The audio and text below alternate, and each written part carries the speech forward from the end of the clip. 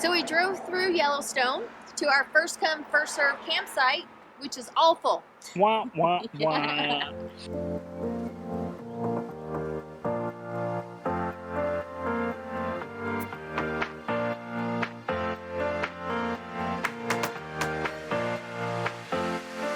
Yeah, we're sitting on the side of a road in an RV trucker's spot.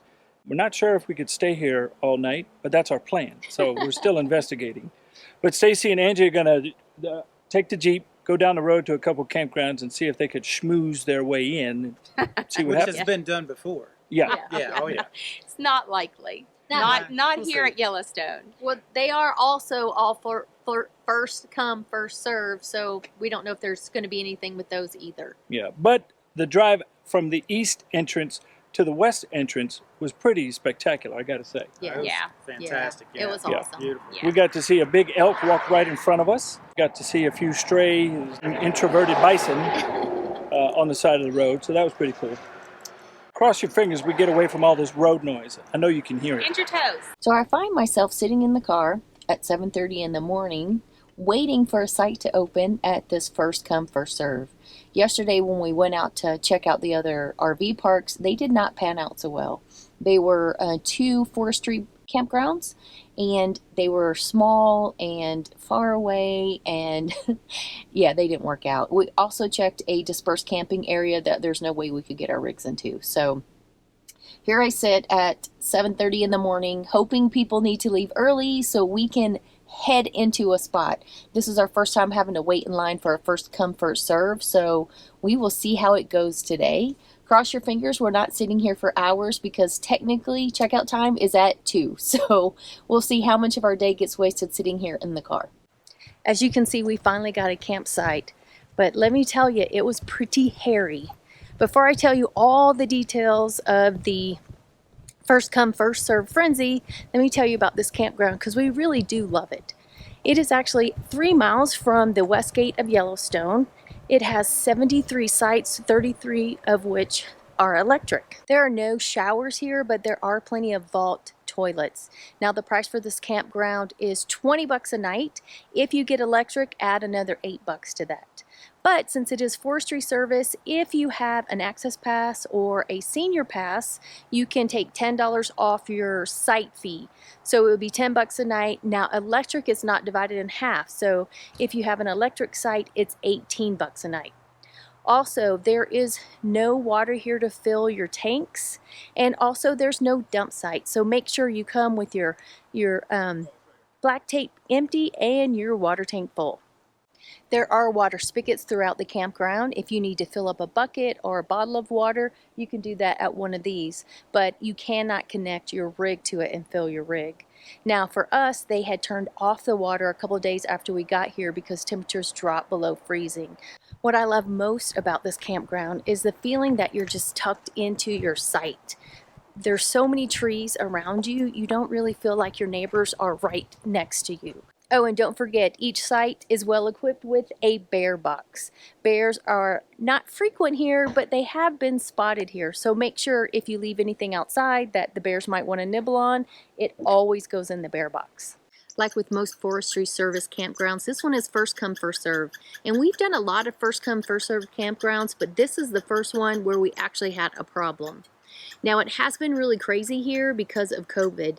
The Yellowstone, a lot of their campgrounds didn't open this year, and a lot of their hotels never opened. So a lot of people are on the outskirts of Yellowstone looking for places to stay. So they've been busier this year than they ever have. I was told by the host that before this year, most of the time if you drove through, no matter what time of day, you could get a site, but not this year. So we came in at 7:30 and we were driving around looking for a place. Angie parked her Jeep into a spot but didn't have a paper, so the spot was empty, there was no one there. She pulled her Jeep into the site, ran over to get a paper to put it on the little stand to mark your site, and when she got back there were a couple of 20-something guys there that started giving her a hard time. They told her just because her Jeep was there does not mean she could claim the site. They're going to take the site because they have the paper. She didn't have the paper first, they did. So it was totally ridiculous. We were talking over walkie-talkies as we usually do, And as she was looking at the site with them badgering her in the background, she kind of thought the site would be a little small for either of our rigs. So she just walked away and said, fine, if you guys want it, you can have it. She didn't get into the little contest they were trying to spur up. Luckily, we found 2 other sites that were much bigger and much better. But this whole first come, first serve thing, the way they do it here is crazy. We got here at 7:30. We were told by the host to go find a site that we wanted and then stand by the post until they leave. Now, you can check out as late as 2 p.m. So people come in as early as 5:30 in the morning and they stand by a post or bring their chair and just cop a swat by the post in front of the people who are in the site until they leave. I am not a fan. It was insane, like totally ridiculous. So I'm not sure if I'll be doing this again. In the future, I just might say forget it, because I'm not going to fight somebody for a site, and I am not going to spend 5:30 until 2 o'clock sitting in front of somebody's site while they're still enjoying their last day at the site. I want to really know what you guys think. Have you ever witnessed anything totally out of line with people fighting over campsites? What's your experience with first come, first serve? Like I said, this is the first time we've ever had an issue with anybody being rude, and I'm sure we will experience more first come, first serve sites.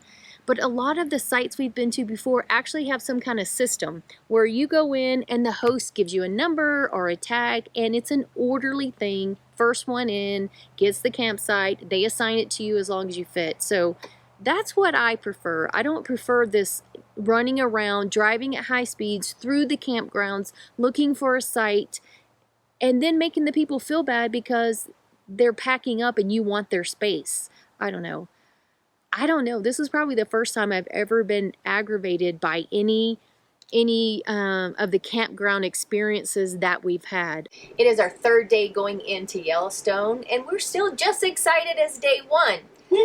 So today, I thought we would give you some tips to navigate Yellowstone, because the first time here, your first few days is just figuring out, everything it's about and how you're going to do things. So tip number 1, bring your own food and drinks. 1, it's pretty expensive, just like most vacation areas. And 2, the food is not all that great at normal times. So it's got a really bad reputation for really fast food, frozen-y, not great food. Cafeteria style. Yeah. And now with COVID, this year it's even worse. Almost all restaurants are closed. We found 1 cafeteria to be open, and it's all takeout. You can't sit in there and eat it. So my recommendation is pack lots of snacks. Pack your lunch. As you can see, we have plenty of things here for us to munch on. All healthy food, minus our stop at the coffee shop on the way in. Who knows what Phil will pick up there. We interrupt our Yellowstone fun to bring you an update with Homes for Our Troops. That's right. Thanks to your generosity, we raised $3,824, and most of that came from the tip jar. That's right. So thank you, thank you, thank you. Our community is the best. And again, you guys have proven it. Now, $3,824, that's such a random number. It is. So we decided to round up. That's right. And if you want to know what we rounded up to, well, you're going to have to check out our brand new Homes for Our Troops fundraising page.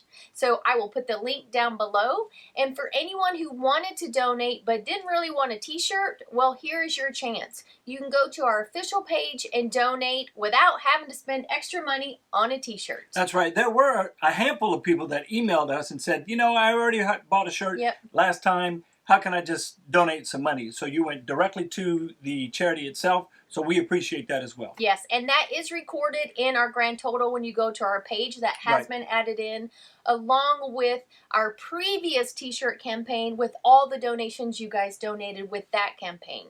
Now we're going to ask one more favor from you. Will you take this page and put it on your social media? Yeah. Link it on Facebook, link it on Instagram, wherever you choose to link it. And please ask your friends to pop over, check out the charity, and make a donation of their own. Our goal is to raise $15,000 for our veterans by Christmas. Yeah, that's right. And at the end, we all win because we're doing something out of the kindness of our hearts. And that, to us, is a huge deal. And just so you know, we have gotten a little bit of backlash, and we've been accused of sounding like a telethon, but I'm going to tell you right now, for our active duty and our veterans, we don't care. That's we right. love them. We know what their sacrifice is. We've been through it. So we will preach and encourage people to take care of our veterans as long as we can. That's right. Well, and we will continue to bang the drum from here on out. So again, thank you to our community. You guys are absolutely hands down the best. We so appreciate you guys hanging out with us and supporting us and supporting our troops. Yeah, I can't.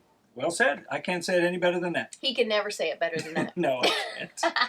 Another tip: bring a set of binos with you, because inevitably you're gonna spot wildlife, but they're gonna be too far off in the distance for you to really make out what it is with the naked eye. And most of the animals you're not allowed to approach anyway. You safely can't approach them. So if you want to get a good look, use those binoculars. This is as good a day as any to start the rebuilding of life.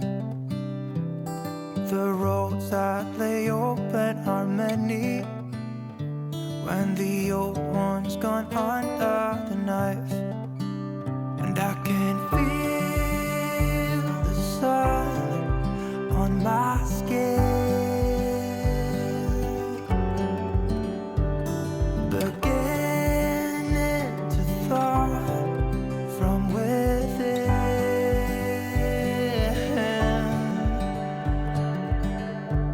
You can find a visitor information center at most of the gates. However, you'll find that most of them are closed. Actually, all of them are closed thanks to COVID. Most things here on the Yellowstone campus is closed. So make sure you do most of your research before you get here.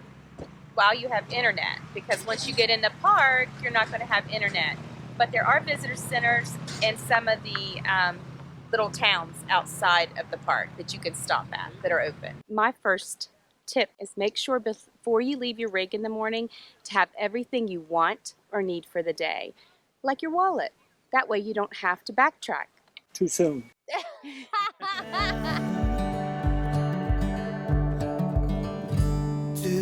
Today and not tomorrow, there's no time to borrow.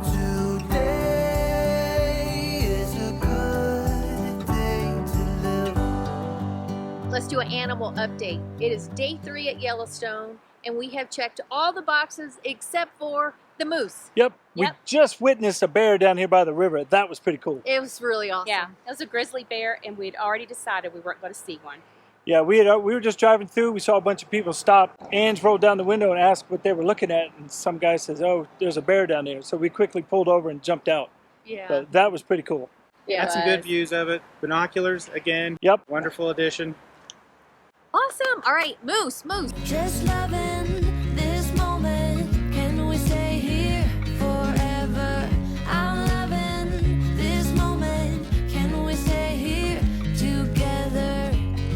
If I could stop the time, don't you know that I would? 'Cause I'm just loving this moment. Can we One of the stay most here important things to have in Yellowstone is a lot of patience.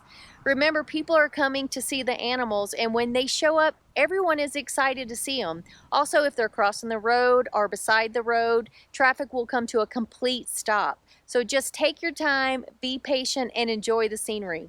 I'm sitting here updating my RV Trip Wizard, so I thought it would be a good time to tell you about a coupon we have for you. For those of you new to the channel, or for those of you who don't know what RV Trip Wizard is, it is my favorite RV trip planner. I've been using it since before we hit the road. I actually compared several trip planners, and this one was my favorite, and trust me, it is worth every penny. Now, RV Trip Wizard is a part of an overall bundle called RV Life. If you already have a subscription to RV Trip Wizard, then you have a subscription to RV Life.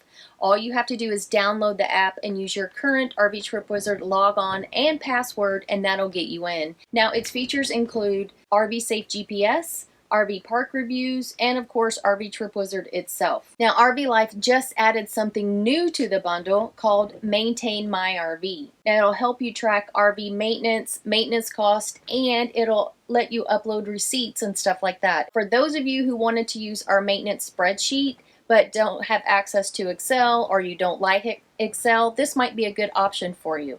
Now, if you prefer free 99 and you don't have a maintenance spreadsheet, you can still download our free Excel spreadsheet, and I'll put a link for that down below. Now, with the addition of this new feature called Maintain My RV, the price did go up for the bundle from $39 to $49. So if you want to check it out to see if it's something that you would use, you can do a free 7-day trial, and you can use our coupon and save $10, which takes it back down to the original $39 price.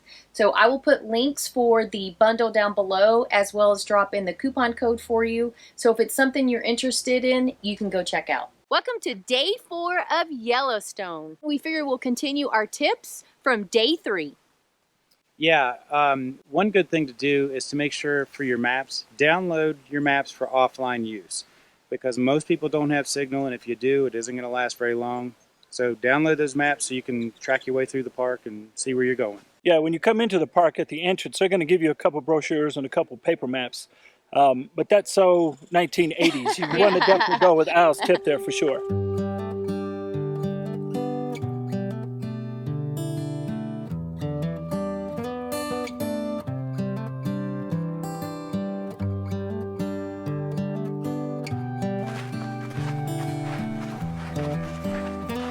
If you're coming to see the prismatic geyser, you need to go on the trail. You have to go past it and park and then take the trail in. It's at the Fairy Falls. Yeah. So, Overlook Trail. yeah, that's right. I'm out of breath. Holy crap. I wanna go with you. I wanna go with you on a grand adventure.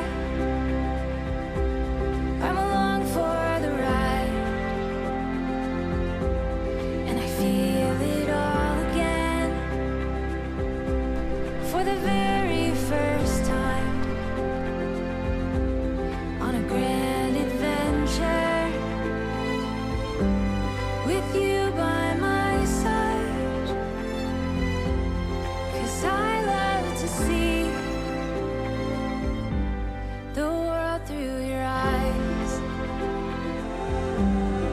through your eyes. After 4 days in Yellowstone, it's time to say goodbye. Yeah, we didn't even scratch the surface of this 2.2 million acre park. No, we will definitely have to come back and spend a little bit longer. Yeah, and I think next time we come back, we will have a better map laid out on the areas that we want to go to. And trust me, there's a lot of driving involved in this park. That's right. And if you want to learn all of our tips and tricks for Yellowstone, drop right down to that description and hit that link. Yeah, the video's not going to do this place justice. You have to come for yourself. The park is beautiful. There were so many things here that I did not expect, but I'm amazed at this park. Absolutely. And anything from Life Beyond the Burbs? It was a life experience. I'm so glad Yeah. you came. Yeah, it wasn't what I expected at all, but I can't wait to come back and actually get in some hiking and some Yes. more animal watching. And there's just so much to do here. I'm just hoping next time things will be opened up more. Oh, true that. That wraps up Yellowstone for us for this year. Thanks so much for watching. Don't forget we have links below for you, including the link to RV Life /RV Trip Wizard and that coupon to save $10, as well as the free maintenance spreadsheet Phil created a few months ago.